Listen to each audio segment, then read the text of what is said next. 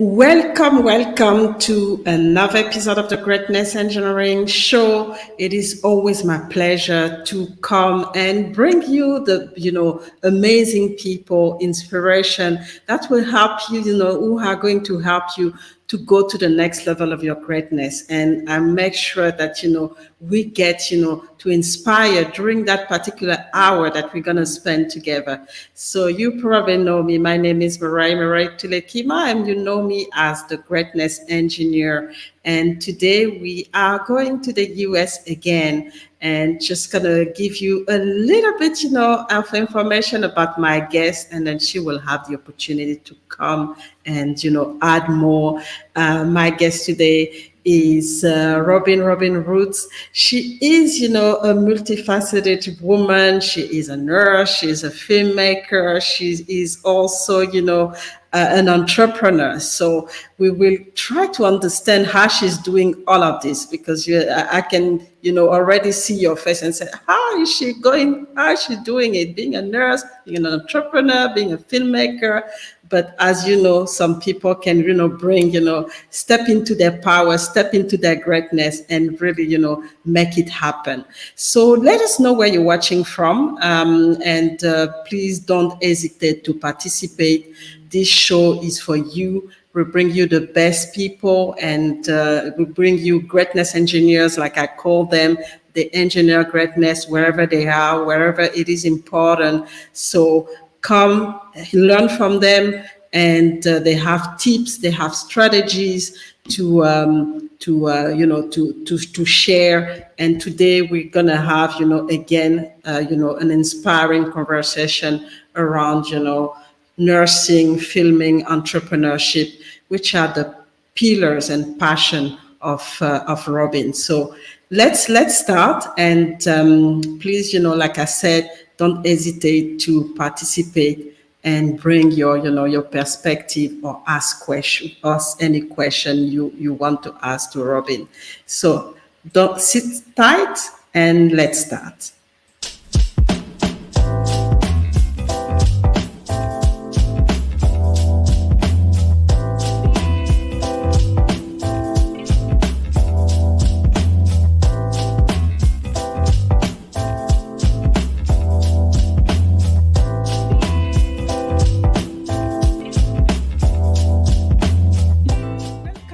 Another episode of the Greatness Engineering Hour show, the show that is brought to you by the Mirai Telekima Global Leadership Organization. Real is important is if you just look at the word compassion, when it's behavior, it's something that can be learned, and it is something that we can embody through habits and through our daily actions. To get this idea that if we interject this wisdom intentionally, I call them needle movers. It's the needle mover that's missing.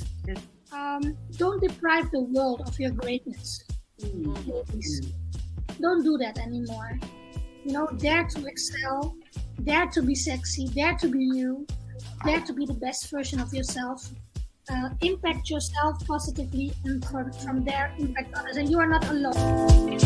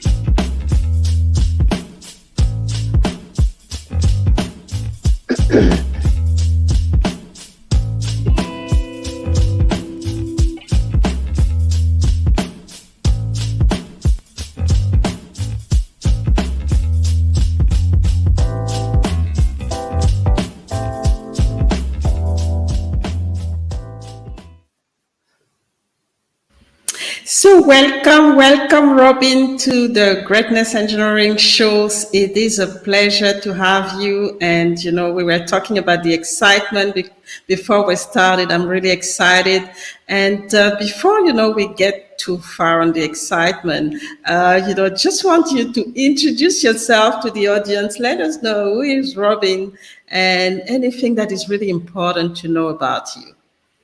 Well, thank you so much for this opportunity. My name is Robyn Roots. I'm from Richmond, Virginia. I am a nurse by day and a film producer by night.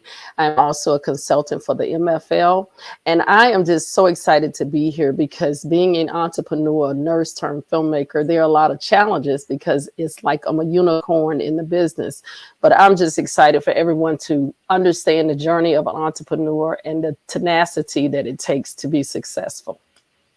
And that's really important to know because, when challenges, when we're faced with obstacle and challenges, that's when we have the real test to know exactly if we can, withstand it and know exactly if we're passionate about what we're doing. And my first question is really to know about, obviously, nursing is not, always an easy profession. And I just wanted to know, as a nurse, what do you think are the key challenges now of the industry so far? And what are how do you empower people, empower yourself first, and empower other nurses to overcome those challenges? I think some of the biggest challenges now is the shortage that we're dealing with, because since COVID, we were already at a shortage pre-COVID. And since COVID, so many nurses are leaving the field. And now we have to figure out a way to entice the newer nurses coming in to stay in the industry a long time, because as you know, we are living longer as people because of technology. So people used to pass away in their 50s, 60s, 70s. People are living to 90 now. So we have to be prepared for the extension of care and the continuity of care as well. And I think when we look at recruiting nurses, we have to make sure that they're passionate about what they're doing, because they'll stay the long road. If they're just coming in for the money, the money comes and goes. But if you're not happy at your job or satisfied with what you're doing and the outcomes that you get, people won't stay in the field, because people forget nursing is life and death. So you're going to see a lot of transition in that. And you've got to be able to manage that mentally and physically and come back strong with hope that, you can help the next person. So I think just really looking at why people want to come into nursing, and then having senior nurses there to nurture them along the way, and not, there's a saying, we eat our young. And what they've said about that is that older nurses sometimes are not patient with newer nurses, but we all have to remember we started somewhere. We all, need that mentorship. And mentorship is it's very important in every area. And I think in nursing, it's even more, because when you make a mistake, it can be fatal, and it's not, Absolutely. At least in other industry, you can, make a mistake, learn from it and keep moving. But for nurses, if you make a mistake, you give the wrong, make drugs or anything, it can be fatal. So how do you deal with, because it's also a matter of how the industry is branded. So how do you deal with, branding the industry the right way, so that, it can be more attractive to, to at least the new generation, and even, because I was, mentioning when we were talking about my daughter who changed industry, how do you have people who can pivot to come into this industry to make up for the shortage that is happening in the nursing industry? I think what is powerful at this time is that you have more nurses getting their PhDs and NPs, where they're more in a leadership role. And with those, with that comes research. And so we're able to start at a lower level of nursing, such as an LPN, RN, and then get your PhD and be able to really make change. they're getting their doctoral degrees, and they're able to sit at the table with the decision makers. Before we were more, hands-on care. So it's important that we continue to be at the table because we understand what's happening, and in reference to making errors, we are in a role that when we make an error, it could be fatal. This is a history that I've seen so many nurses convicted of different errors that have been happening for centuries. Because with that, in hospitals, we have what they call a peer review, where we look at what happened with that mistake made. We look at the system, because there are system failures as well as error made by a nurse. Because if you don't have that system in place to catch those errors or to lay out a process, then the error occurs. So when I was on peer review for many years of my nursing career, I made it a point to be involved in that because I saw so many good practitioners, doctors, nurses, and so on lose their job behind making an error. But when you go in and look at the system, if you don't have a place in there to catch like a high blood sugar and it notifies certain providers, then we got a cascade effect. So it's important that the system be involved in the punishment as well. And that's what I made sure of. We're looking at the practitioner, we're looking at the system, and then what we need to do to prevent it from happening again. So peer review is important because people make mistakes, but we're in a role where it could be fatal. And so there are some great practitioners out here that have lost their license because system was a part of the failure. So I think that's always important when you see stuff on the news about a nurse that, loses her license because of an incident. Go back and look at the hospital. What was in place to help catch those errors? And that's really, really important. And so people miss that piece. So I think that's where we were talking about your daughter who's a nurse, and informatics is so important because that's a piece that nurses play in laying out processes and procedures and policies. So we catch that stuff because we know at bedside what's needed to help catch that. So it's so important to bring nurses into the field that have communications and computer background, because it's definitely needed because a lot of policies and procedures are being made by non-nursing people. And I think those are the kind of thing that needs to, to be said so that people understand that it's not just the, full on nurses that they need, other skills, transferable skills that can actually also help in the industry. So we're going to have just a short, break, and just to show a video, one of your video on, one of the challenge right now that is, happening in the industry, which is mental health, for, the nurses and how they cope with it. And, so we'll watch this video and then we'll come back to continue the conversation. And for those just joining us, my guest today is Robyn Roots. She is a nurse by day and film producer by night. And we actually, trying to understand how she's doing it and what are the challenges and how she's managing all of this. So don't go anywhere. We will be back in a few minutes.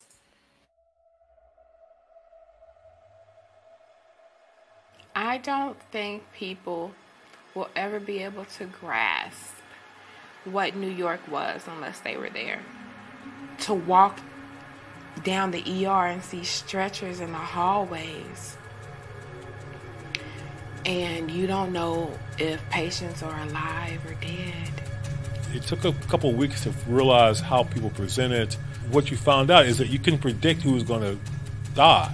And I'm not talking about just nurses, I'm talking doctors, I'm talking environmental staff, case managers, social workers, people out because they're sick with this.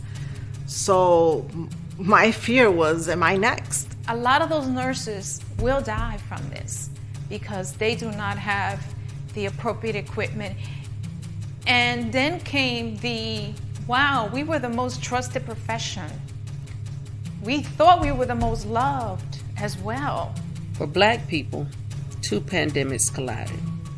On May 25th, 2020, when Minneapolis police officer Derek Chauvin killed George Floyd. All of this stuff has been going on for decades. The only difference is that it's being filmed. It is very difficult to deal with the pandemic and the Black Lives Matter movement. Ahmaud Arbery, Breonna Taylor, George Floyd, we've all had to face the difficulties that led up to this movement. People do not realize how mentally and physically exhausted the profession is. Mental health for me right now is hidden behind a smile and a happy face. I'm quick to tell people, oh, you need to go see somebody. You know, they got medication for that. And meanwhile, I'm sitting here suffering in silence.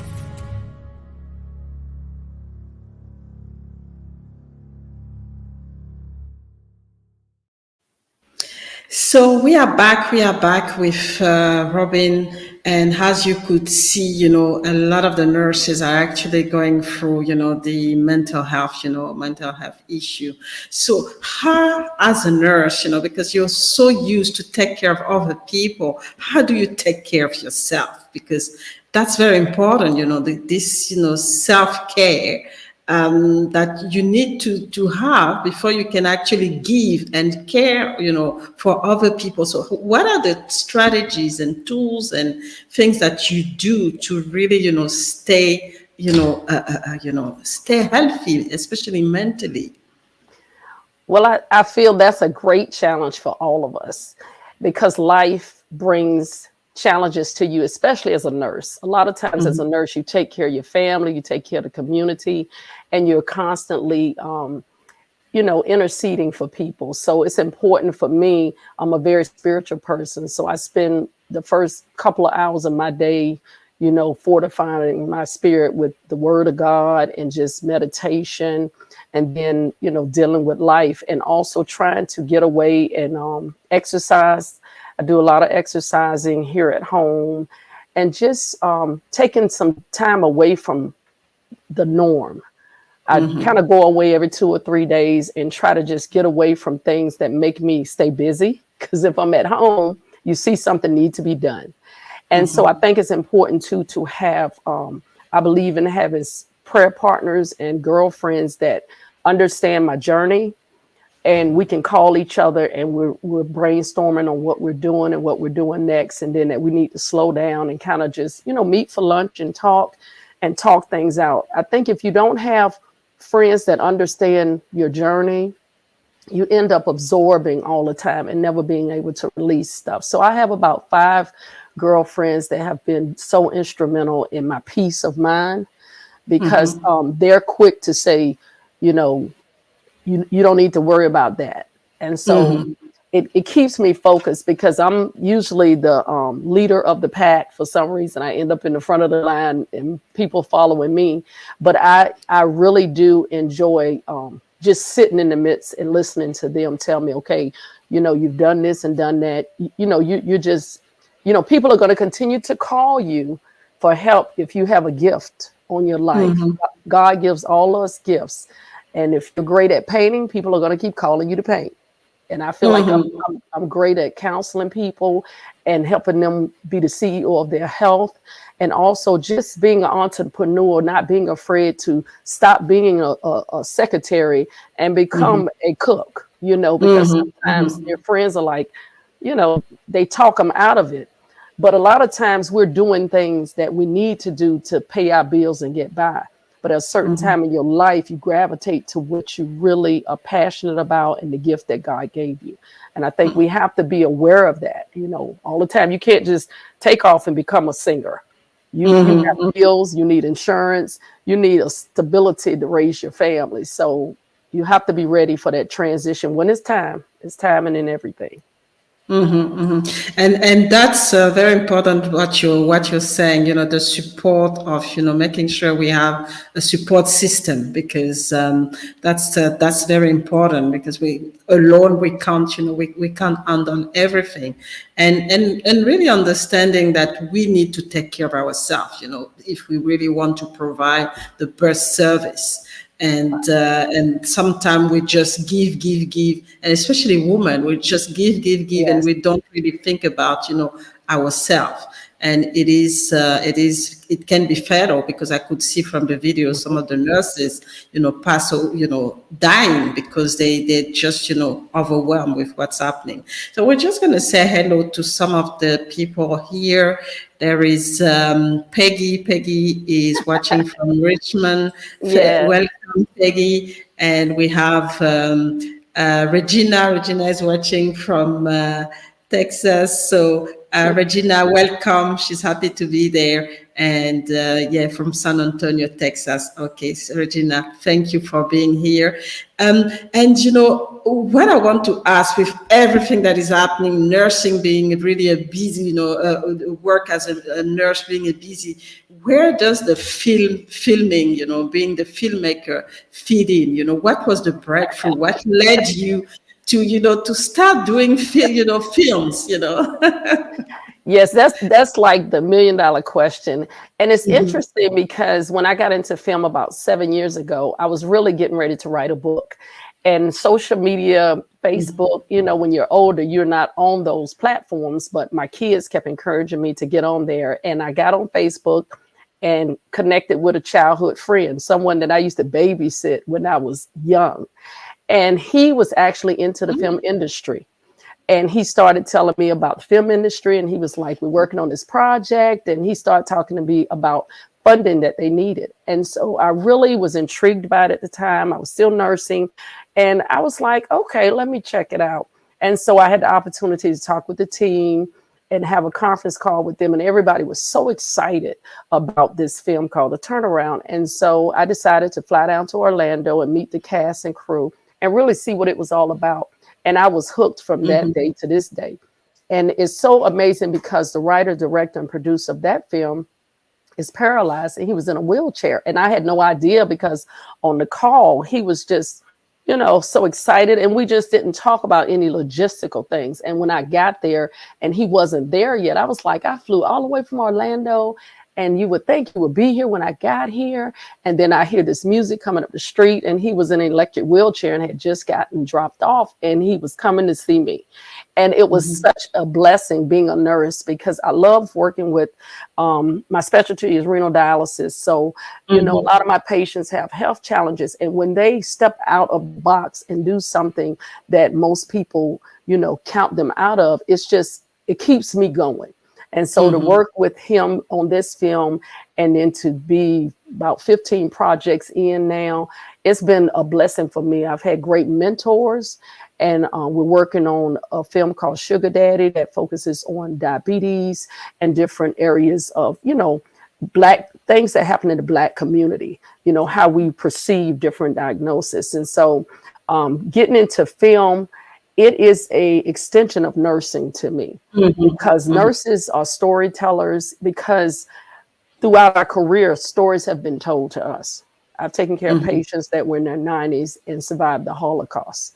And so each patient has a story. And that's one of the blessings with dialysis. I did acute dialysis. So a lot of my patients were critically sick on a ventilator. But when I got there with my machine, they looked at me as the savior, because that was kind of like the last ditch effort. Let's call in the dialysis team. And I had an opportunity to say, tell me about Mr. Smith, because he's on a ventilator. He can't speak for himself.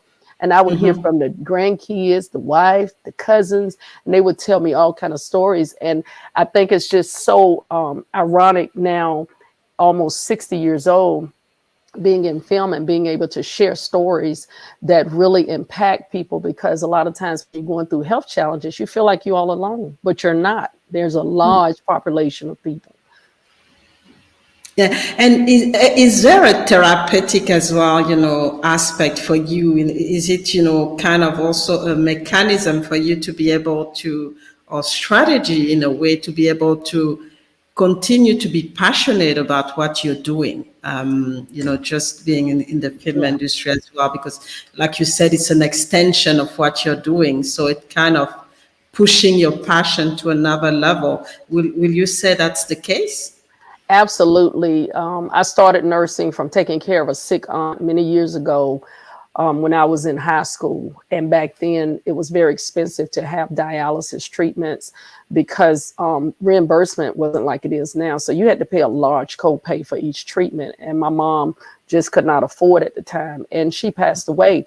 And so that really empowered me to do something as I got older and then became a nurse and then, you know, transitioned into the kidney arena. So my passion, it would never die for the kidney population in the African American community, because I see the disparities that we go through due to funding and also just lack of education. So being a filmmaker and being able to share those stories, and also being a unwed teen mother and now to become a nurse and filmmaker, it helps inspire people that it doesn't matter where you start, it's how you finish, and don't quit on yourself. Wow, I like it. It doesn't matter where you start, how you start, you know, just keep, you know, going. That's very powerful, because, you know, you have to finish the job, you know, you start, you have to finish the job. Don't stop midway. So we gotta watch another video, because you've had, you know, you had, you've been the nurse of the, you know, the 2020 year of the nurse. You know, there's a documentary that came in, and you had an award for that. So we're just gonna look at the music and really, you know, understand what this award was about, and then we'll see, you know, we talk about it to you, let us know why you had, you know, this award and what was really, you know, the important, you know, part of getting this award. So for the audience, don't go anywhere. We will be back in a few minutes. Who would have thought life would change with each touch and breath that we take? COVID brought mass isolation and a touchless society as our new normal. Fears, tears, sickness, and death. Even science stood still. When the world was in trouble, who was there? Showed up every day and really cared. Who really had the heart to put the people first? 2020, year of the nurse. When the world was in trouble, who was there? Showed up every day and really cared. Who really had the heart to put the people first? 2020, year of the nurse. The worst pandemic ever in history. So much pain, tears, a lot of misery. 2020, year of the nurse. The documentary documenting the worst. For every nurse, the struggle that you've been through, you beat the odds, forever will continue to have faith and never lose hope. Overnight shifts tied, but they cope. They God chosen, they fix what's broke. Caring for patients, that's all they know. They pushing fear aside, focus on the bigger picture. Leaving no one behind, that's why I'm with you. The sacrifice is so evident. Nurses will always be relevant. True angels that I haven't sent. How about a nurse run for president? The world was in trouble, who was there? Showed up every day and really cared. Who really had the heart to put the people first?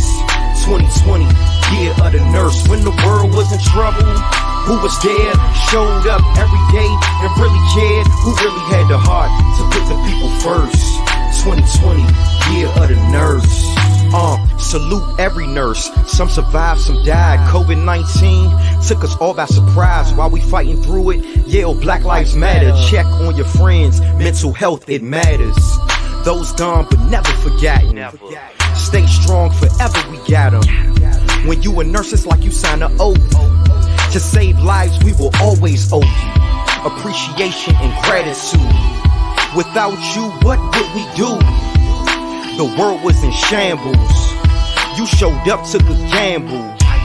Commitment was your first choice.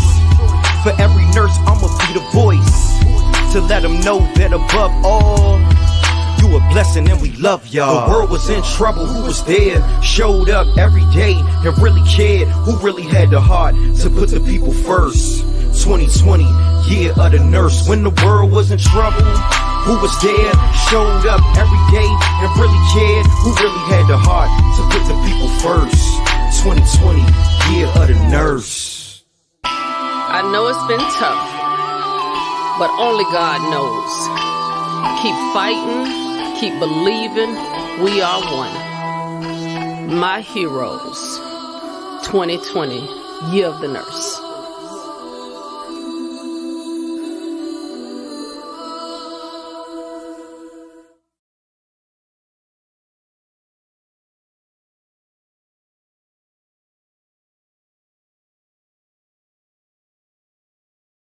So we are back. We are back with Robyn, and as we could see, and we could also listen to the lyric. It is, it has been a very difficult year, 2020 with COVID. So tell us a little bit about, this year and how you actually manage, because it was chaos. How do you stay calm? How do you, how do you manage this chaos that was going on? Well, I tell you, I wasn't calm at all. It was a time of like just feeling hopeless. I can say hopeless. Now, in the middle of it, I could not say that because people were looking at me to be so strong and to have the answers. But during that time, it felt hopeless because just watching the healthcare team and all of the leadership just really try to figure out what can we do to stop people from passing away from COVID, what policies and procedures and what needed to be put in place. But it was happening so fast, as you know, all of us experienced it, so much death and so much devastation all at once, and people being, isolated at home, not being able to go to work, and also the kids being home, and just so many dynamics. And during that time, it was just hard for me to figure out what to do because the nurses were coming to me as a leader and as a mentor, afraid to go home, afraid to be around their family, and just afraid of all the death that they were seeing. Because as nurses, we take care of people. Our goal is to do no harm, get them out of the hospital and rehab and back to their normal life. But during this time, you did not see that. You saw people coming in that were young and vibrant, or people that were doing well, and all of a sudden within 3 to 5 days they passed away on you, and you couldn't even get a handle on everything because people were having problems with bleeding issues and people were clotting. You had never seen this kind of devastation in the body. And so a lot of things that we learned in nursing school and even physicians, it was like, what is different? What is it is causing these types of symptoms?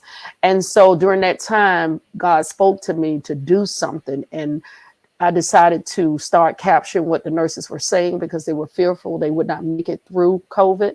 And some of their stories needed to be told. So I started, reaching out to nurses for interviews from all over the country, and was fortunate enough to get nurses that were willing to tell their story. And so that's how 2020 came about. And I have over 90 hours of footage still left because I was trying to create a docuseries, but things were moving so fast. So I just made it into one film, a documentary. And so the song was written way after the film because the film was so intense, the song could not fit in there. And so God kept pushing me, write the song. And so this song has been a salute to everybody that suffered with COVID and lost family members, and just really reflecting that I have not forgotten what we have all been through. And I honor that we were able to be there for the patients and families, and also that their loved ones will never be forgotten, and that our mental health capacity, we need to continue to fill our cup. We need to continue that, because I think before COVID, everybody was just ripping and running. We were home and we had the opportunity to see what happened to George Floyd and multiple incidents that we never would have seen in real time if we were all out in the world working. So it's all a different perspective on things that were going on in the country. So I think, COVID, we've lost a lot of lives, and we lost a lot. People lost their jobs, they lost their homes, they lost their businesses because of what happened. But I think it brought us together as a society, and also more reflective on our health. People are taking care of themselves, I think. People are really, when they feel bad, they don't wait forever. They go see what's going on. So I think you have some positive outcomes with COVID. It's probably hard to hear, but we did learn some things. We learned that we can run companies from home. People can work from home, spend more time with their family, and still get the job done and more efficiently, and save money for corporations. So a lot of things came out of COVID. And that's, that's the thing, is that, being able to work remotely, being able to, like you said, not take our, health seriously, because, sometimes we just, take everything for granted, especially when, we are in, especially in developed countries, where you have everything, you take things for granted, but yet, there are still risks, and you still need to, to take care of yourself. That's very, very important. And one thing that I wanted to ask, as a nurse, so far, and, with COVID and everything, what is the part of technology, what was the part of technology back then, and what is the part of technology now, into, nursing? Because I think you all hands-on, but, we now moving into, a very, digital and, robotic AI type of, world. So how is it reflected in the nursing industry? I think we will be using more robots. We will be using more technology to take care of patients. One of the main reasons is the nursing shortage. I mean, the nurses have so much responsibility, but now we have to supplement that with technology. So there are things that we have to, like we're doing telemedicine, different things like that, because they cannot see all of these patients in the facilities because you don't have the manpower. But over the phone, you can see more patients and, be able to educate, instruct, prescribe, and all of that from like what we're doing right now. And that's important, because before everything was face to face. We got to see everybody face to face. But that's parking. People that really can't travel well, you got to get the squad to bring them to the hospital. You've got parking issues. You've got them being able to ambulate from the parking lot to the office, because a lot of hospitals have valet parking. It's not enough valet parking for the number of people that need valet parking, because we're living longer. If anybody has a handicap sticker, they can tell you that. A lot of places, they can't even use their handicap sticker. So many people have handicap stickers. So technology is helping us to be able to give you better care without you ever leaving your home and not having to do all of that to get there. And then you get 20-minute visit. That's the thing patients would complain about. It took them longer to get to us, and then they only get 20 quick minutes. And they felt like I didn't get everything handled.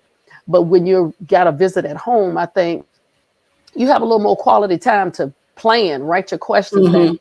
You got them on like me and you talking, just keep firing away. Just keep asking questions, get your stuff settled, and you're not being rushed out of the office like you would be in person, So I think for me, taking care of a lot of elderly family members, doing the virtual appointments helps me a lot, because I can take my work computer, work until time for the appointment, sign them in.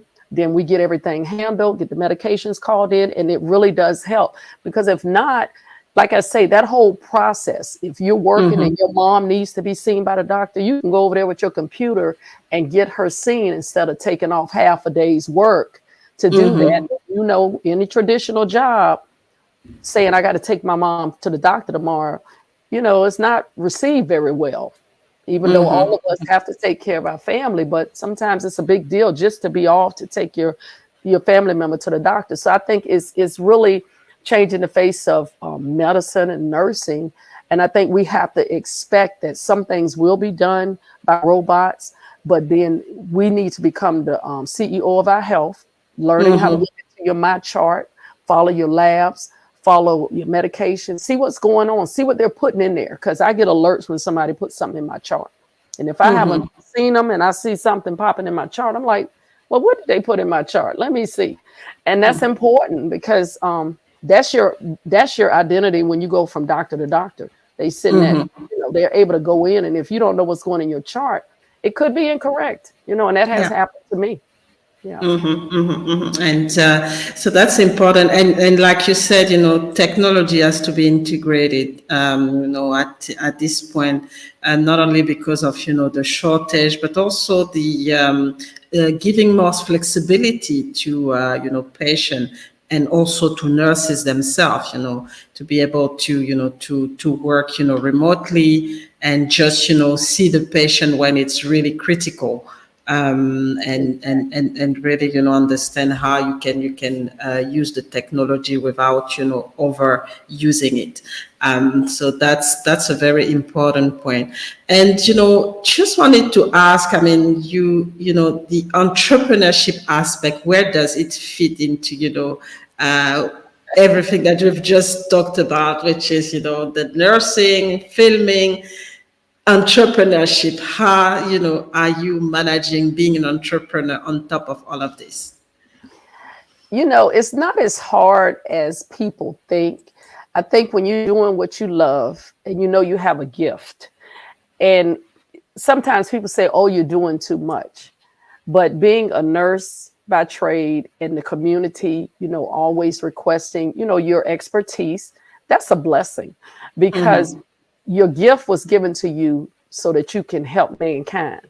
And it's important. And it's the prayer of Jabez, bless me indeed, enlarge my territory. So it's not just at home. It's not just at the hospital. It's on big levels like this, being interviewed and being able to share some of my knowledge and wisdom that God has given me. And I think entrepreneurship piece comes in to where I need to be able to move freely like I need to move. When you're working for other companies, you have restrictions, you have guidelines, you have to ask permission. So for me, if I'm asked to speak, for the city of Richmond or for the Kidney Foundation and different things, I don't have to ask for a day off. I just, block in that time. If I'm asked to, do different things in the school system, I don't have to ask. And then I'm able to create that presentation that fits that model for that company. It's not just cookie cutter that I've done, for organizations. So I think that entrepreneurship, if it's in your spirit, it will not leave until you execute on it. That's it. You find it hard working for other people. I did it for 38 years. I worked for someone else, but now it's my time to really, cultivate my gift even more. So being a nurse, educating in the community and on a university level with the film, educating on COVID, how it collided with Black Lives Matter, and also mental health. It's a whole nother level. And entrepreneurship, it's not hard. Consistency is key. You have to be consistent. You have to network. You have to learn that no is a part of the process, because that no keeps you from wasting time. And I can look back in my journal, and a lot of no's that I thought should have been yeses, they would have stopped me from being where I'm at right now. So it's so important to know that no is God redirecting you. And it's, it's them missing out on your gift. And a lot of times, a lot of times that no might become a yes in 2 years, because now they see you and they're like, why didn't we get her to speak? Well, what happened? And, it comes back around. And so I think just being persistent, believing in yourself. You got to have your affirmations. You got to affirm yourself. Don't wait on people to say, oh, Robyn, you look so nice today. No, when you get through, you say, I know I'm looking good. I'm ready to go. Let's go do what we got to do. And you have to just keep encouraging yourself, even when you don't feel well, because that's the time that you have to push even harder. So I'm just grateful for all the great mentors I've had in my corner, my coaches, and just my sister circle as well, because if you don't have an outlet for you're never going to be able to go to the next level, because that next level requires you to get out of your comfort zone, be in a place that you've never been to before, and just really learn, be willing to be a lifelong learner. So entrepreneurship to me, I don't feel it's hard, but it's always evolving, because, teaching in the community and touring my film to colleges right now, and also going to film festivals. It might seem like a lot, but me and you talked about this. When you're in the overflow of God, that's what it is, overflow. It's coming from every direction. And it's not the time for me to say, oh my God, I'm just overwhelmed. No, I just laugh at God and I say, you got jokes, but we rolling. We rolling. We headed this place. We headed that place. So I'm excited. Accept the overflow. Accept the overflow because it's just gonna bring more and more. And like you said, if you're passionate, it's you don't even think about it anymore. It becomes really automatic, and you just keep going and keep excelling, keep getting to the next level of your greatness. And that's really the magic of God, just pouring everything and then making sure that you continue to learn, you continue to grow, and continue to bring the best out of whatever you're doing. We're gonna have another break, and we'll be back to end all this conversation. It's been really, really amazing, went really fast. But we'll come back after this break and really understand exactly after what you've done, what's next really after that. So don't go anywhere. We will be back in few minutes. This a reminder.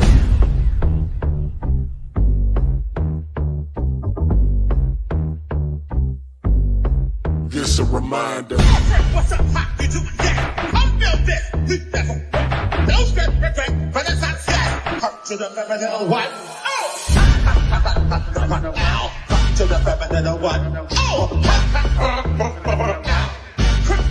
This a reminder.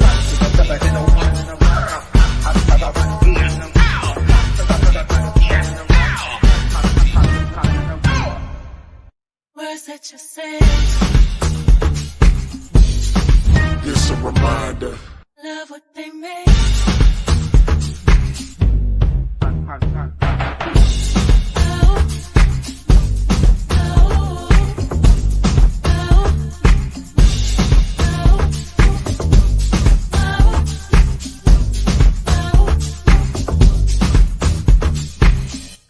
She comfortable.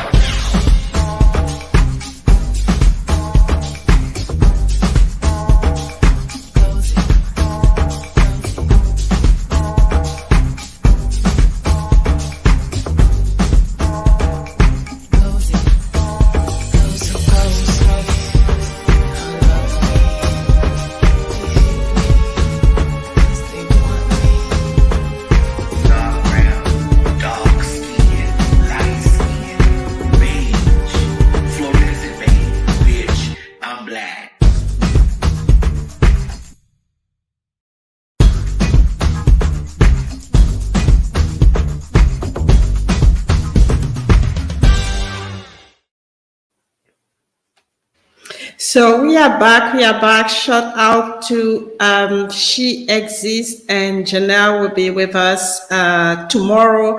She will be my guest tomorrow, and we're going to talk about the inspiring journey of She Exists. So stay tuned and be with us tomorrow. So, Robyn, just wanted to ask you, based on, what you've done so far, you've worked with, corporation, you're now an entrepreneur, based on everything, your expertise, knowledge, what advice would you give to, anyone who wants to follow on your footsteps, especially the young generation? I feel, have a plan. Seek ye first the kingdom of God and his righteousness. And I say that because you have to, write the plan down. You have to make it plain. You have to know where you're going, and then your why, as to why you want to go that way. And if you spend time with God, he will show you. He'll order your steps. And that's the biggest thing I tell people, because sometimes they say, why are you doing this? Why are you here? When I spend time with God, he strategically tells me who to call, where to go, what I need to do. And a lot of times I'll look at my calendar. People might invite me to things that I feel like I can't make, but I put them on my calendar. And that day he might say, you need to be there. And it never fails. When I show up, something great happens. And I know it's God, because Robyn did not really have time to go or didn't want to go, but God knew the blessing was there. So just be clear and take time to yourself. Meditate so you can be directed every day, not once a week, not on Sunday, but every day, because life is too short and you want to get to the finish line, where you're supposed to, finish at before it's time for you to leave here. And I think a lot of times we waste so much time doing the wrong things. And so just make sure and be willing to study, research, learn. Everything is not going to be told to you. You've got to go under the surface and get a little deeper into it so it can have longevity and sustainability. Wow, a lot shared, and I hope that you all have your pen and your paper to write it down, because you want to go to the finish line. And this show is really about you becoming the best version of yourself, pushing yourself. Like Robyn was saying, studying. Nothing is going to come to you just like that. You have to try to find a way, the new knowledge, the new information. Do your research and keep going, and obviously have the clarity and the passion with you as well. So that's really important. So how do people connect with you, Robyn, if they want to continue this conversation, or even try to know a little bit more about what you do or collaborate? How do people connect with you? Well, I'm on social media, Facebook, Robyn Roots. And also my company, Kidney Keeper, is on social media, Facebook and Instagram. And then Klosa Productions is my production company. You can get on there, and all of those sites have access to reach me and leave your information. And also I have a show called Nurse Narratives on YouTube. You can join us there and, sign on for that. And also I'm with the MFL as a consultant. I can be reached that way as well. And I'm just kind of all over the place. I'm on LinkedIn as well. So if you want to reach me, there are many ways to reach me. And I would be so excited to talk with people. And also the film 2020 Year of the Nurse, we're doing sponsorship so it can be seen at colleges, different organizations. We're hoping to go out of the country soon for a screening, and just really talk about these powerful, courageous issues. When we talk about Black Lives Matter and we talk about COVID, sometimes we don't know how to start these conversations, and, just have a really professional, respectable conversation about discrimination and mental health. Because sometimes in our culture, we feel like we don't want to talk about mental health. It's not a bad word.